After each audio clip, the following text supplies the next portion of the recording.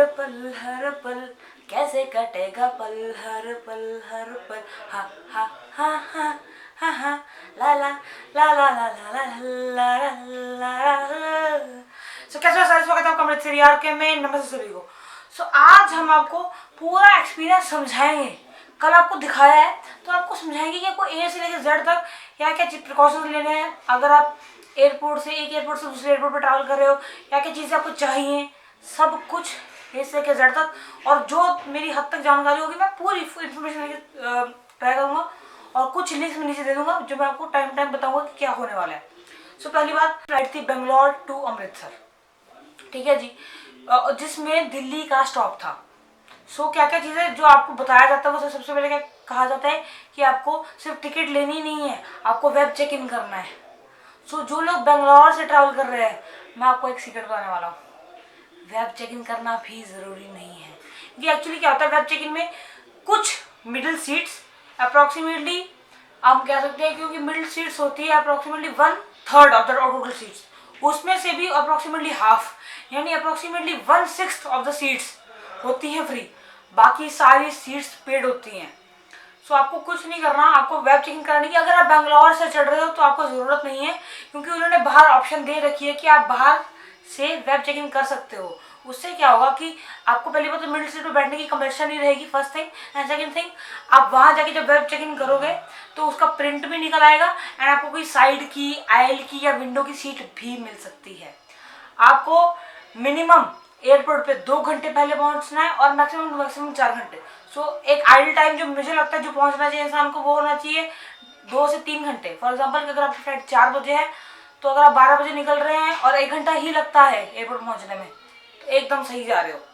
ये हो गई कुछ स्टार्टिंग की बातें। उसके बाद लिखा होता है कि नेम स्लिप्स डालना एंड ऑल दैट, नहीं ज़रूरी। क्या क्या चीज़ें आपको एयरपोर्ट पे के लिए जाने वक्त कैरी करनी है। फर्स्ट थिंग, मास्क आपके पास मिनिमम 1 या 2 तो होने ही चाहिए। उसके बाद ग्लव्स, हैंड ग्लव्स, क्योंकि मैं जब एयरपोर्ट पे गया था तो ऑलमोस्ट हर एक बंदा ग्लव्स पहन के रहा था और वो आई गेस ज़रूरी भी है इस टाइप की सिचुएशन में। तो ग्लव्स पहनना ज़रूरी है, मास्क पहनना ज़रूरी है और आपके पास सैनिटाइजर होना चाहिए। एक बंदे पे 350 ml का सैनिटाइजर अलाउड है। 350 ml बहुत ज़्यादा होता है। मैं जब टोटल गेट जाऊँगा ना, आप जितना मर्जी यूज़ करते हो सैनिटाइजर को, आदत पड़ जाती है बंदे को यूज़ कर करके, 100 ml से भी ज़्यादा यूज़ नहीं होता है। तो समझ लो 350 ml तक की लिमिट दी गई है हर बंदा जो कैरी कर सकता है। तो 3 इंपॉर्टेंट चीज़ें other than your stuff, sanitiser, mask, gloves. अच्छा, आपको एक बात बता देता हूँ, ट्राई करना कि जिस दिन आप एयरपोर्ट ट्रैवल कर रहे हो उस दिन आप रीयूजेबल मास्क ना लेकर वो मास्क खरीदो जो यूज एंड थ्रो हो, and same for the gloves as well, ठीक है जी। उसके बाद आप एयरपोर्ट अप्रॉक्सीमेटली 3 घंटे पहले पहुंच गए, मैं बेंगलोर एयरपोर्ट की बात कर रहा हूँ, तो आपकी बॉडी स्कैन होगी एंड बैग की लिमिट्स बता देता हूँ। अभी आजकल जो जनरलाइज कर दी गई है हर एक फ्लाइट ब्रांड की, वो है कि 20 किलो आप चिकन में डाल सकते हो और 7 से 8 किलो आप हैंड बैगेज में।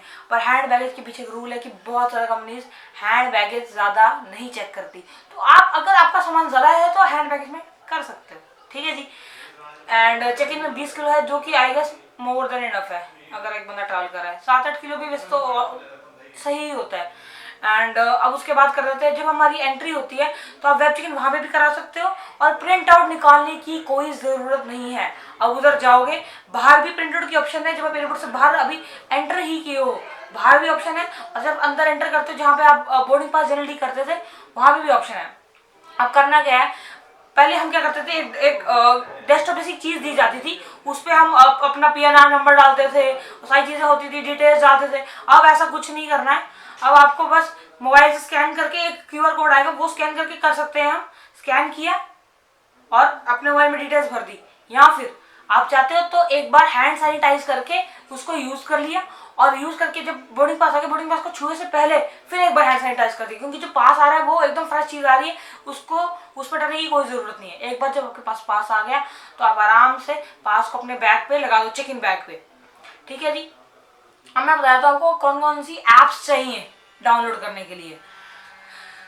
एक नॉर्मलाइज्ड ऐप है जो मोदी जी ने भी रिकमेंड की है, वो है आरोग्य सेतु ऐप। उसमें कुछ नहीं, आपको हल्की सी डिटेल्स भरनी है और उसके ऊपर जब आप अगर लिखा है यू आर सेफ तो वेल एंड गुड है ऐप।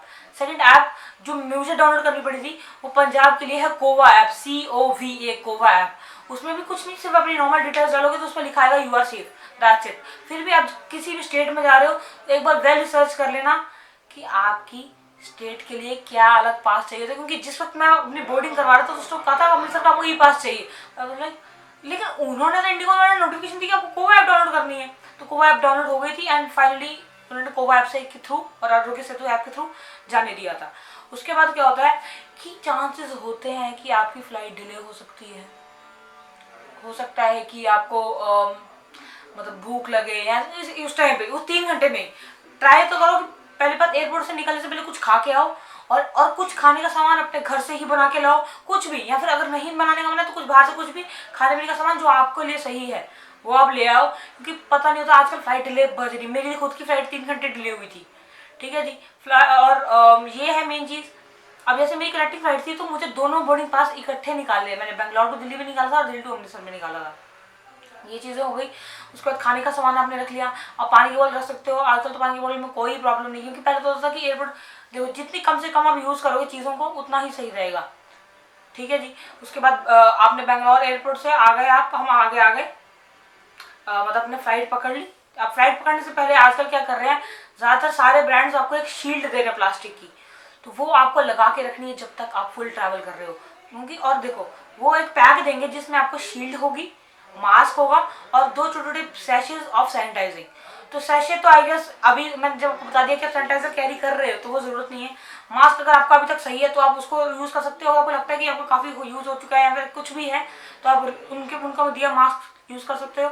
एंड शील्ड पहन के रखनी, जब आप जैसे ही आप एंटर करने लगोगे प्लेन से उससे जस्ट पहले आपको वो शील्ड, उसी प्लास्टिक की शील्ड पहन के रखनी है वो पूरे सफ़र में।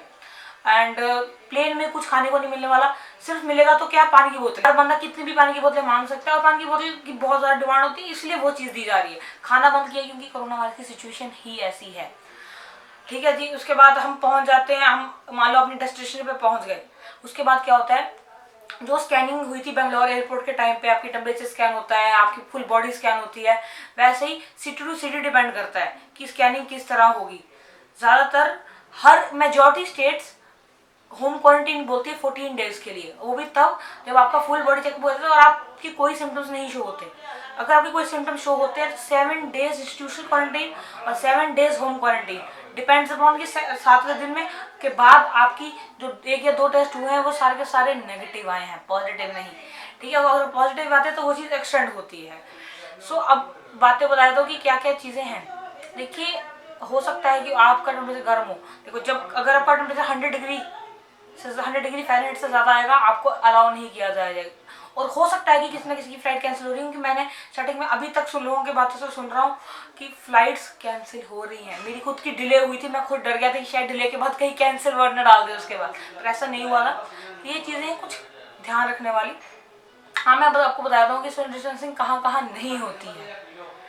देखो, स्टार्टिंग में मैं एयरपोर्ट पे आया, सारी सोशल डिस्टेंसिंग हो रही है, सामान लिया वो निकाला, सब सोशल डिस्टेंसिंग हो रही है, सामान सबमिट किया, यहाँ पे अपनी पूरी बॉडी ऐसे करके खड़े हो जाते हैं, सामान अपनी बॉडी चेक करवाते हैं, वहाँ तो सोशल डिस्टेंसिंग हो रही है। कहाँ नहीं होती है, जब हम लाइन में लगते हैं बोर्डिंग करने के लिए प्लेन को, जब हम प्लेन में चढ़ने के लिए लाइन में लगते हैं ना, वो तो अपनी तरफ से कहते हैं कि वो बार बार बोलते हैं कि प्लीज़ रहिए, सोशल डिस्टेंसिंग कीजिए, 1-1 मीटर का गैप रखिए, वो बार बार बोलते हैं पर लोग नहीं मानते। मैं आपको बता दूँ कहाँ कहाँ नहीं होती है। एक तो वहाँ नहीं होती जब प्लेन चढ़ रहे होते हो, 6 की 6 सीट्स पर लोग बैठ सकते हैं। मेरे टाइम पे बेंगलोर टू दिल्ली में जो था क्राउड वो अराउंड 85% था, और दिल्ली टू अमृतसर करते करते वो 85% था, 50% गिर गया। और हमें भी जब हमारा फ्लाइट चेंज हुई है तो पूरा प्लेन सैनिटाइज हुआ है। तो सोशल डिस्टेंसिंग अब और कहाँ होने हुई थी, जब दोबारा लोग उतरने लगे थे। उसके बाद जब फाइनली अमृतसर एयरपोर्ट पे आया और वहाँ पे जब लाइन में लग गए चलो टेम्परेचर को, वहाँ पे सोशल डिस्टेंसिंग बिल्कुल नहीं हो रही थी। अमृतसर एयरपोर्ट पे तो बस इतना अब से फॉर्मिंग नॉर्मल भरवाया गया था, इसमें आपकी नाम, age, address, father's name, your sex, male और फीमेल, एंड वो नॉर्मल डिटेल्स थी, और आपको आपका सीट नंबर नोट किया गया था, एंड दैट्स इट। तो यही थी सारी जानकारी। सिटी टू सिटी डिपेंड करता है कि आपके स्टैंप लगती है बाजू पे या नहीं। मेरे तो नहीं लगी होम क्वारंटीन की स्टैंप। मैं बता रहा हूँ 14 डेज़ का होम क्वारंटीन बेसिकली सबके लिए है, एंड दैट्स इट। सो फिर भी आपको कोई डाउट्स हैं, कमेंट्स हैं, कमेंट सेक्शन में डाल देना। वीडियो पसंद आई तो वीडियो को लाइक कर देना, नहीं पसंद आई तो डिसलाइक कर सकते हो, पर मुझे बताना कि डिसलाइक क्यों किया नीचे कमेंट सेक्शन में। ठीक है, तो वीडियो पसंद है तो वीडियो को लाइक करें, शेयर करें, कमेंट करें, सब्सक्राइब करें, बेल आइकन को हिट कर दें। नमस्ते।